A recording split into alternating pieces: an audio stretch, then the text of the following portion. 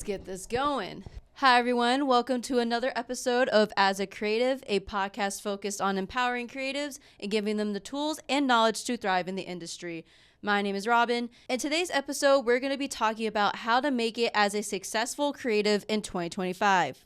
The advice I'm going to be giving is going to be based off of my experience working as a graphic designer, photographer, videographer, content creator within the media entertainment industry. It's going to be more garnered towards how to build a name for yourself instead of trying to work for an employer. It's going to be more about building yourself up as an independent creative. I'll say now that staying motivated is probably going to be the hardest part of all of this, but I'm going to break it down for you. So let's get into it. So my first piece of advice is to stay committed to learning to some capacity, regardless of you're in school or you're not in school. As only a graphic designer, I have taken the time to also learn other practices that relate to graphic design. For example, I decided to pick up photography so I wouldn't have to rely on stock images to create my designs. Then that expanded into videography and learning how to create video content, which hence goes into marketing, which also is another part of graphic design, is learning how to make successful advertising. That also ties into marketing. I also take the time to learn about art direction, which is this broad umbrella that graphic design falls under, that photography, that videography, that visuals fall under.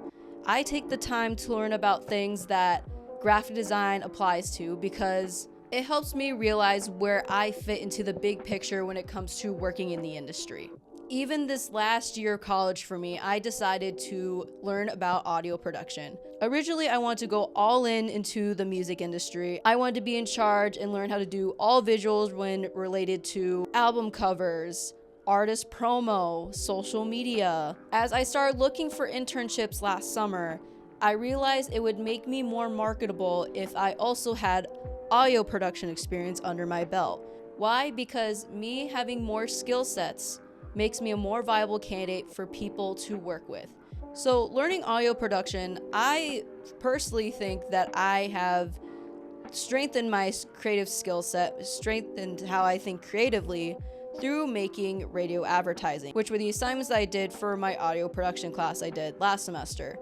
It helped me define objectives, it helped me determine target audiences, and what is effective messaging when it comes to audio advertising, radio advertising. That experience there and that training strengthens me when I start working on visual advertising, like print advertising, social media advertising through graphic design. Overall, learning about other professions that relate to yours broadens your perspective. When learning about other practices that relate to your craft, you can relate what you do to other professions.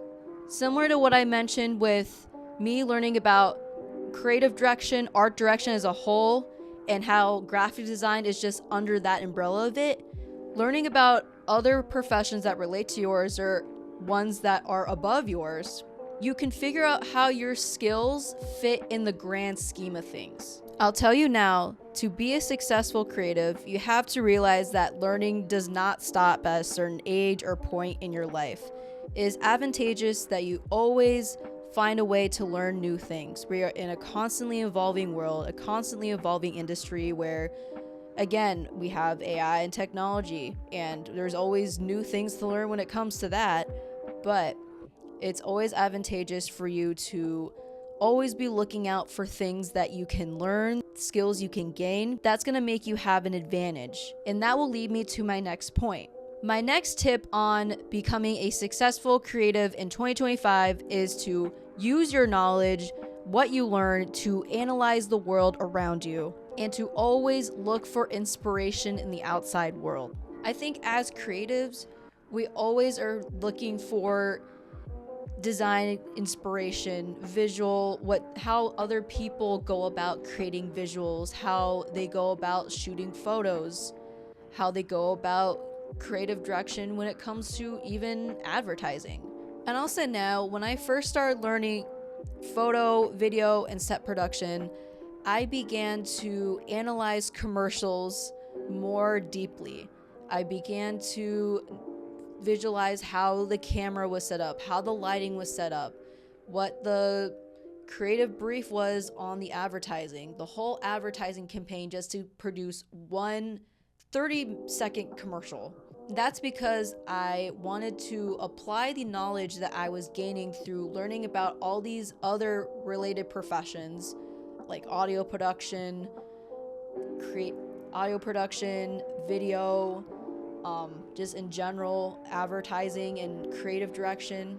Once I started learning more about successful messaging, determining a target audience, determining the main clear message and objective of an advertisement, and then how the whole production goes around communicating that message, I started analyzing commercials more in detail and started analyzing instead of just letting it pass by.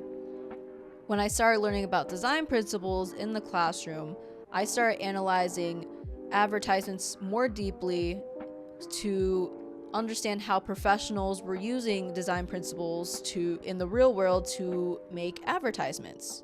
When it came to learning photography and videography, which was, again, I was learning that on the spot, working in the music industry from my internship at concerts. Even right now, I am taking an advanced animation class against my will because I don't want to take it, but I have to do it for my degree. But learning about animation, even though I don't see myself ever doing it, now when I go to the movies or watch an animated film, regardless if the plot is good or not, I realize that someone or a group of people took the time to animate this film. And that, to me, needs to be appreciated and acknowledged. When you look at the world around you and you look at things of how they were made, when you look at the world with this mentality, you gain so much appreciation for pretty much everything. You can gain inspiration, which you can use to fuel your creative passions and projects. Next tip. Commit to doing personal projects / passion projects. Personal projects / passion projects, they are projects that you do on your own because only you want to do it. For me, when it comes to committing to doing personal projects on my own, it goes back to my 4-H days, which their motto is learn by doing. And truthfully, that really has applied to my work ethic and my mentality when it comes to taking control of my own learning and my own knowledge. Truthfully, you really start to understand something and understand it more thoroughly when you actually start doing it. I've absorbed more knowledge. I have learned so much more through doing personal projects on my own than listening to a professor give a lecture on a PowerPoint presentation. I think it was beneficial for me to learn as I was in the industry. I was forced to learn on the spot, and I was given the work conditions that I would be in when being a professional photographer or videographer. And through that, I experimented on the fly, and I learned, I would say, quicker what works, what doesn't work. And I'm kind of thankful for that, because the people that know me in the industry now, and they've seen where I've started with my work, my progress with photography and videography is pretty much documented on my social media, because I learned early on to promote my work. The people that have known me since my beginning, they know where I started, and they've seen my improvement in front of their very eyes, which I think is really cool. It's a way that I gained a good connection with people in the industry, especially with the people that I know and work with now. When I started learning audio production and making radio promos, I started learning as I was making them and looking at other examples. I learned through producing radio promos what works and what doesn't work. And it's because I applied myself to creating those promo pieces and took the time to explore. And through doing all this and doing as a creative, I'm getting more confident talking in front of camera. And I am getting more comfortable with expressing my thoughts and my advice and my views and speaking on my experience. I'm committing myself to learning and to experience, regardless if there's failures or there's obstacles or there's difficulties, which is inevitable when it comes to any type of project, regardless if it's a client project with actual restraints, or when it comes to personal projects. Personal projects give you the more flexibility to fail, which gives you more knowledge at the end of it to realize what works, what doesn't work, and how to coil out the kinks, so now you know next time. Truthfully, I don't think there's any other way to improve your skills, to advance yourself as a creative professional in the industry, unless you take the time to learn on your own and commit to personal projects that are centered around your skills. Next, find any way to expand your skill set. And this goes back to when I was telling you, take the time to learn about other skills related to your profession.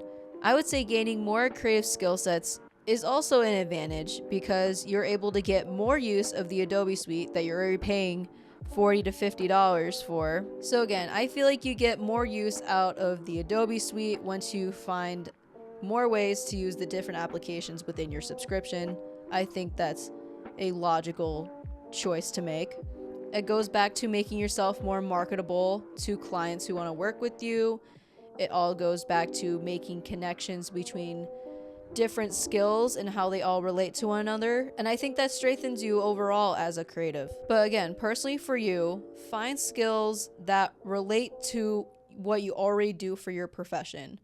Always find ways to expand what you're already doing. Don't just stick in one lane. It's logical to find multiple different ways or multiple different things that you can do, you could learn to pick up. All right, last bit of advice. What are you going to do with what you've learned? What are you going to do with these skill sets that you've picked up? You are going to show them off and use them to market yourself. You are going to show off your skill sets, show off your work, and use your skills to advertise yourself. In this day and age, to be a professional creative, you have to also be a content creator / social media marketer. This is not what we originally signed up for, but times have changed. Being able to market yourself, to advertise yourself, especially now when the main source to do that is through social media, it is the quickest A to B on how to get your work, get yourself out to mass amounts of people. I'm not saying become a social media influencer, but it's also a way for you to get comfortable with showing off your skills and showing off your work. Here's my advice for how to get started with this process, because sometimes at the beginning of my journey, I didn't necessarily know where to start either. In the early stages of getting comfortable with showing off your work, putting your work out into the world, don't care about the numbers. Don't care about the analytics. Find what works for you. Get used to just being comfortable just putting it out in the world, regardless of who sees it, who likes it, whatever the heck. Find ways to turn off any tracks of analytics. And I know these days apps are coming out with more updates. Social media apps are updating more to include more ways to find out analytics and find numbers of X, Y, and Z and da-da-da. I feel like at the beginning stages of you getting comfortable showing yourself to the world, it doesn't help you. It minimizes you instead. So at the beginning stages of using social media, literally just use it to get comfortable with putting your work out there and seeing what works for you and what doesn't work for you. I say another reason to become a content creator is a way to put your name, your face, and identity at the forefront of your work, your skills, and what you do. It is a way for you to develop your own personal brand. It is a way for you to own your work and a way to develop a personal brand. I would say now, especially in the age of AI and programs like Midjourney and ChatGPT's DALL-E, making art and all that, people still crave personal connection. They still crave the human touch.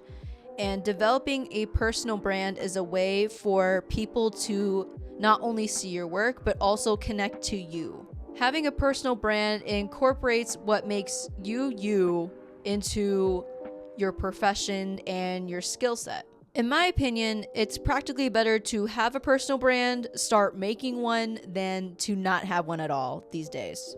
And one important aspect I will say about developing your personal brand is find a way to tell your story. Find a way to storytell. Also, identify what makes you you and market that. So, to sum up all of what I've said on how to be a successful professional creative in 2025, always absorb knowledge from the outside world, continue to develop your creative skill sets and commit to personal projects, show off your skills and use your skill sets to show you off, promote yourself, get yourself out there, and develop a personal brand. Use this personal brand to network and connect with others. A major aspect in all the advice I just shared is confidence. Confidence will be something that you have to do any of this. And I admit at times confidence can be hard to have. So next episode I will be discussing confidence, how to gain more confidence in yourself, in your creative skills, in your abilities, to strengthen your mindset as a creative. So this will pretty much do it for this episode. If you liked it, please go drop a like on this episode down below. We are on YouTube. Rate me on Spotify or however that works. Also, this podcast has a social media account on Instagram, so go follow as.acreative on Instagram. And if you're interested in me and what I do and what I be up to, my work or all that, go follow me on my socials at ROOBIOS on, I'm pretty much on everything, but yeah. All right, see you next episode.